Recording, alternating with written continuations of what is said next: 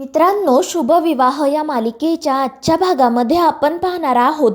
अभिच्या सांगण्यावरून एक माणूस ऑफिसमध्ये फुलपाखरं सोडतो आणि जेव्हा ती फुलपाखरं आकाश बघतो तेव्हा तो खूपच खुश होतो आणि त्यांना पकडण्यासाठी त्यांच्या मागे धावतो. ऑफिसचा स्टाफ त्याला थांबवण्याचा प्रयत्न करत असतात, मात्र आकाश काही ऐकत नाही आणि हा सगळा प्रकार बघून अभि खुश होतो. त्यानंतर भूमी आणि रागिनीसुद्धा आकाशला बघतात. भूमीसुद्धा आकाशला थांबवण्याचा प्रयत्न करत असते, मात्र तोपर्यंत फुलपाखरांच्या मागे धावत आकाश गॅलरीपर्यंत येतो आणि त्यानंतर तेथून त्याचा पाय घसरून तो खाली पडणार इतक्यात एक मुलगी त्या ठिकाणी येते आणि आकाशला वाचवते.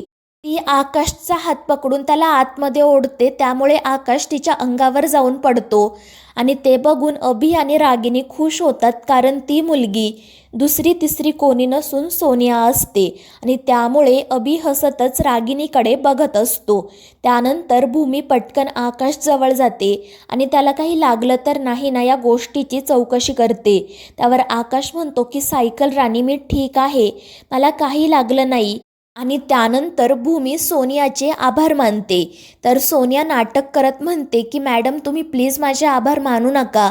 माझ्या जागी जर दुसरं कोणी असतं तर त्यांनीसुद्धा हेच केलं असतं आणि मी आकाश सरांना माणुसकीच्या नात्याने वाचवलं. आणि तिचं हे बोलणं ऐकून भूमी खुश होते.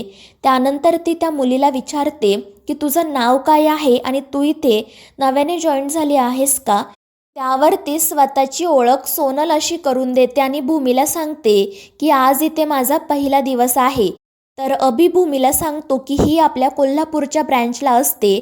आज हेडक्वार्टरमध्ये तिचा पहिला दिवस आहे.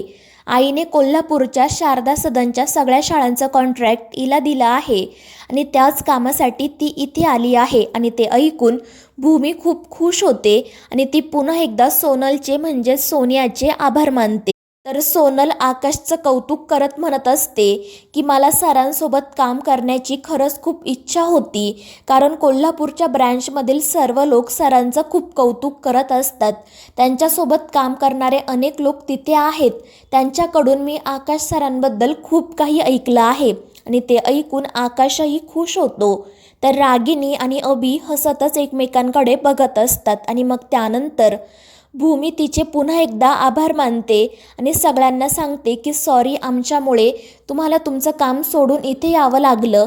आणि त्यानंतर मग सगळा स्टाफ त्यांच्या कामासाठी जातो आणि त्याचवेळी भूमीला एक कॉल येतो. तो कॉल डॉक्टर वर्तकांचा असतो आणि तोच कॉल रागिनीच्या मोबाईलवर सुद्धा दिसतो.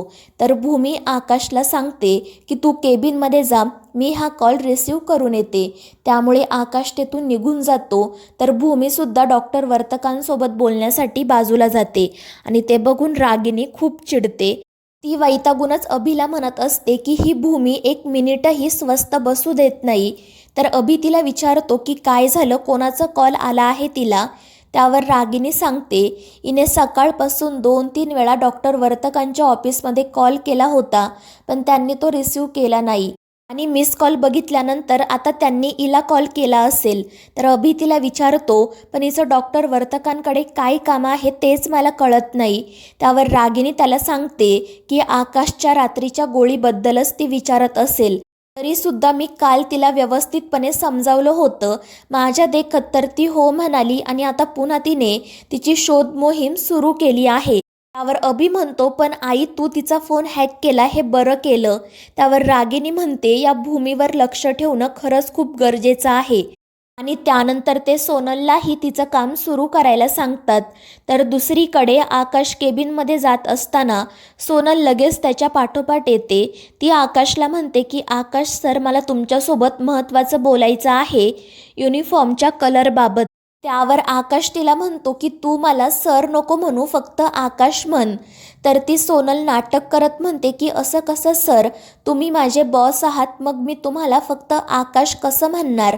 मात्र आकाश म्हणतो की तू आत्ताच माझा जीव वाचवला ना, मग आपण दोघे फ्रेंड्स झालो. त्यावर सोनल नाटक करत म्हणते म्हणजे BFF का, बेस्ट फ्रेंड फॉर एव्हर? त्यावर आकाश म्हणतो नाही, BFF फक्त माझी सायकल राणी आहे, तिच्यासारखं दुसरं कोणीच नाही, आपण दोघे फक्त फ्रेंड्स आहोत. आणि त्यावर सोनल म्हणते ठीक आहे, काही हरकत नाही. आणि मग ती आकाशसोबत हात मिळवते. त्याच वेळी भूमी त्या ठिकाणी येते. तर ती नाटक करत म्हणते की सॉरी मॅडम, आकाश सरांनी सांगितल्यामुळे मी हात मिळवला.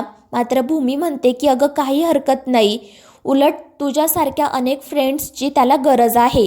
आणि त्यानंतर सोनल तिला विचारते की मला एका प्रोजेक्टबद्दल तुमच्यासोबत बोलायचं होतं, तुम्हाला कधी वेळ आहे?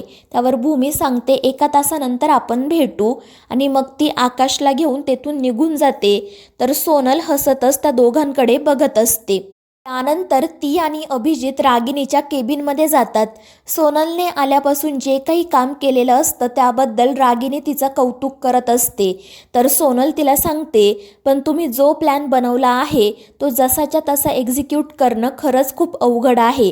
तर अभि वैतागून म्हणतो, पण याच कामाचे आम्ही तुला पैसे देतो आणि इतके पैसे सोप्या कामाचे मिळत नसतात. त्यावर रागिनी त्याला शांत करत म्हणते की तिचं म्हणणं तर आधी आपण ऐकून घेऊ. आणि त्यानंतर ती रागिनीला सांगते की ती भूमी आकाशला एकटं सोडतच नाहीये. मात्र रागिनी म्हणते की त्यांना भूमी मॅडम आणि आकाश सर म्हणायचं. आमच्यासमोर म्हटली ते ठीक आहे, पण जर बाहेर कुठे बोलली तर खूप मोठा प्रॉब्लेम होईल. त्यावरती सोनल म्हणते की मॅडम तुम्ही काही काळजी करू नका, माझ्यासाठी प्रत्येक क्लायंट हा सारखाच असतो. तिचं हे बोलणं ऐकून रागिनी खूपच खुश होते. तर दुसरीकडे आकाश खिडकीमधून बाहेर बघत बसलेला असतो. त्याच वेळी भूमी त्या ठिकाणी येते आणि आकाशला काय झालं ते विचारते. त्यावर आकाश म्हणतो की सायकल राणी ते बघ, मगाशी ऑफिसमध्ये असणारं फुलपाखरू आता त्या झाडावर बसलं आहे. आणि त्या फुलपाखराला बघून भूमीसुद्धा खुश होते. आणि त्यानंतर ती आकाशला समजावते की फुलपाखरू इतकं छान दिसत आहे कारण ते आता मोकळं आहे, त्याला भीती वाटत नाही आहे कारण कोणीही त्याला पकडलं नाही. आणि मग ती आकाशला सांगते की जशी तू माणसांची काळजी घेतो तशीच तू प्राण्यांची, पक्ष्यांची सुद्धा काळजी घ्यायला हवी. तर तुला कोणी पकडून ठेवलं तर ते तुला आवडेल का? आणि त्यावर आकाश नाही म्हणतो. तर भूमी त्याला सांगते मग तू सुद्धा कधीच प्राण्यांना, पक्ष्यांना पकडून ठेवायचं नाही. आणि त्यावर आकाशही आनंदाने हो म्हणतो. त्यामुळे भूमी खुश होते. परंतु त्याचवेळी भूमीला एक मेसेज येतो आणि तो मेसेज तिकडे रागिनीला सुद्धा येतो. तो मेसेज डॉक्टर वर्तकांच्या क्लिनिकमधून आलेला असतो. आणि त्यामुळे रागिनी खूपच खुश होते आणि सोनलला सांगते की बघ तुझं काम झालं. त्यावर अभि तिला नक्की काय झालं आहे ते विचारतो. त्यावर रागिनी त्याला सांगते की डॉक्टर वर्तकांच्या क्लिनिकमधून भूमीला मेसेज आला आहे, त्यामुळे आता भूमी त्यांना भेटण्यासाठी जाईल आणि मग आकाश ऑफिसमध्ये एकटाच असेल. आणि ते ऐकून सोनल आणि अभि खुश होतात. तर दुसरीकडे भूमी आकाशला समजावते की माझं एक महत्त्वाचं काम आहे, त्यामुळे मला बाहेर जावं लागेल, तू थोडा वेळ एकटा इथे थांब. मात्र आकाश या गोष्टीसाठी तयार होत नाही. परंतु भूमी त्याला समजावते आणि त्याला म्हणते की मी चंदू काकांना तुझ्यासोबत थांबायला सांगते. त्यामुळे आकाश हो म्हणतो आणि मग भूमी तेथून निघून जाते. आणि भूमी तेथून गेल्यानंतर सोनल लगेच आकाशच्या केबिनच्या बाहेर येते. मात्र चंदू काका आकाशसोबत असतात, ते दोघेजण गप्पा मारत असतात. त्यामुळे मग सोनल रागिनीला कॉल करते आणि मग रागिनी चंदू काकांना तिच्या केबिनमध्ये बोलावून घेते. आणि संधी साधून सोनल आकाशच्या केबिनमध्ये जाते. तिला बघून आकाशला खूप आनंद होतो. मग ती सोनल थोडा वेळ आकाशसोबत गप्पा मारत बसते. तर आकाश तिला त्याने काढलेले ड्रॉइंग्स दाखवत असतो. तर मित्रांनो, या मालिकेच्या पुढील भागांमध्ये आपण पाहणार आहोत आकाशच्या केबिनमधून मोठमोठ्याने मला वाचवा असा आवाज येत असतो. त्यामुळे सर्वजण आकाशच्या केबिनमध्ये जातात आणि तेथील दृश्य पाहून सगळ्यांच्याच पायाखालची जमीन सरकते. तर ती सोनल आकाशवर आरोप करत म्हणते की या माणसाने माझ्यावर जबरदस्ती केली. आणि ते ऐकून सगळ्यांनाच धक्का बसतो. तर मित्रांनो, या मालिकेच्या पुढील भागांच्या अपडेट्ससाठी आपल्या चॅनलला सबस्क्राईब करा.